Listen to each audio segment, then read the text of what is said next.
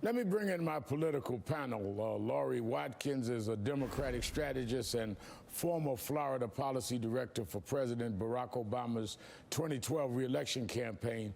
And Rick Tyler is a Republican strategist and MSNBC political analyst. Rick, we usually this time of day, even on the weekends, try to wait and see what time the White House briefing is going to start. And last night and tonight, there was no briefing. Could it be that the president has been pulled back because of his disinfectant press conference the other day, and then he tried to tell us, don't believe our lying ears and eyes? He didn't say what he said, and then he said it was sarcastic. Is this the reason? According to Washington Post, the president has spoken for more than 28 hours now in these briefings. In 35 briefings held, he spoke for 28 hours since March 16, eating up 60% of the time that the official spoke.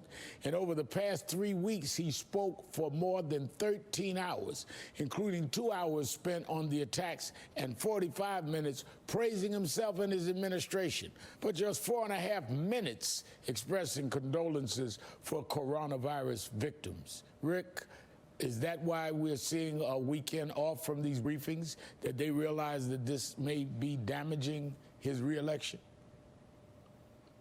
Yeah, some Republicans up for re-election, particularly on the Hill, and their donors have finally had it.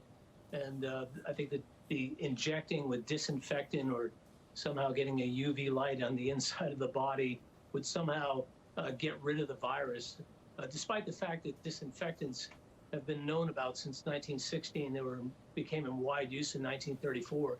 And you would think over that 100 years, someone would have had this thought that popped into Trump's head. And of course, he believes he's a genius, and no one would ever thought of that. He made a complete idiot of himself. We're the laughing stock of the world. And then, of course, it took them over 24 hours to come up with the excuse that, you know, I was just being sarcastic, which is a go-to excuse. He was clearly not being sarcastic. He was looking at what I call her now, spin doctor Deborah Birx, who couldn't stand up and refute this idea of people somehow injecting or ingesting disinfectants. And so I said in the very first week, there's nothing useful coming out of these briefings anyway.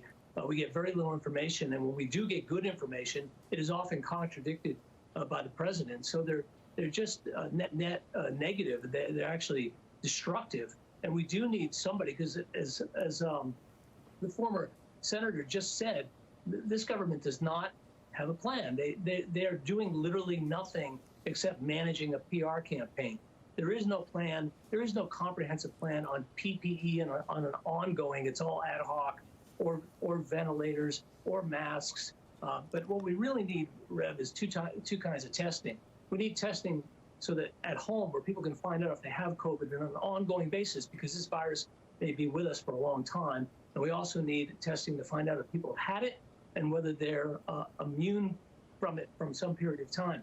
Until you get that, opening the economy is simply hopeless.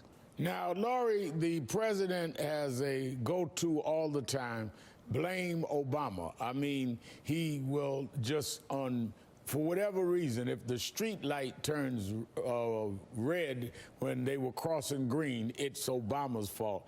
And the fact is that President Obama had addressed the fact that a pandemic could happen and had put a task force in place.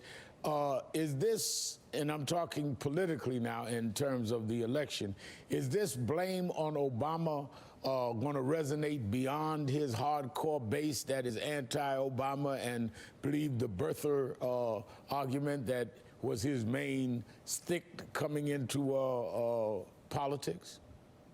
Absolutely not, Reverend Al. The president has overexposed himself. What we see is him constantly freestyling from the podium. He sidelines medical experts, and we have seen it start to sabotage his re-election campaign.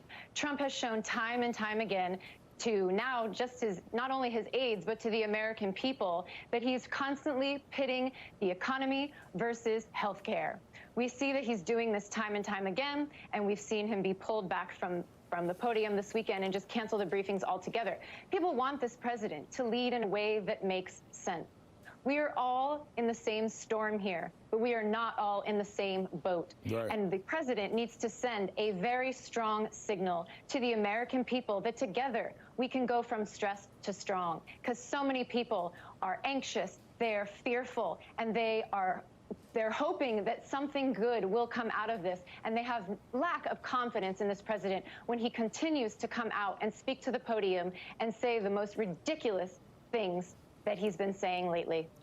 Rick, we have seen the polarization that this behavior and his rhetoric has caused, because if you look at the polling on those that are for reopening almost immediately, or at least very shortly, and those that are saying, no, we're not there yet, it seems to be along partisan lines. It seems that the governors that are moving toward opening in some measure now are red state governors.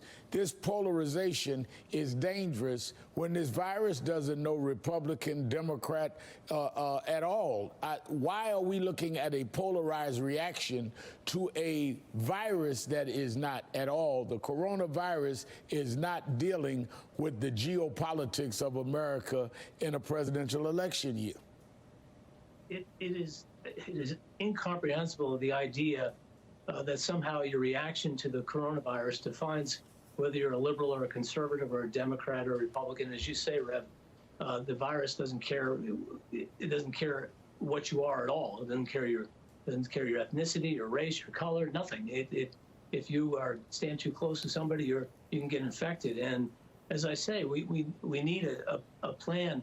We could begin to reopen. Not everybody wants to reopen. All Democrats want to reopen. Republicans everybody wants to reopen. We need a plan to reopen. It can't just be an ad hoc. And what we need is leadership to show that what are the metrics to reopening, and how will we sustain it, and how will we keep people from getting infected. And other countries have done this. South Korea is doing this. What they do is they contact people. They identify through testing who has the virus. They isolate. They contact trace. They treat, and they repeat. So it's not a complicated formula, but it is very hard and very comprehensive. But this president does not want to take on something that would be, part of responsible of governing. He just wants to manage it somehow in a PR campaign and hope it'll all go away. Well, it's not going to go away. No, it is not going to go away with a magic or a miracle. Laurie Watkins and Rick Tyler, have to leave it there. Thank you both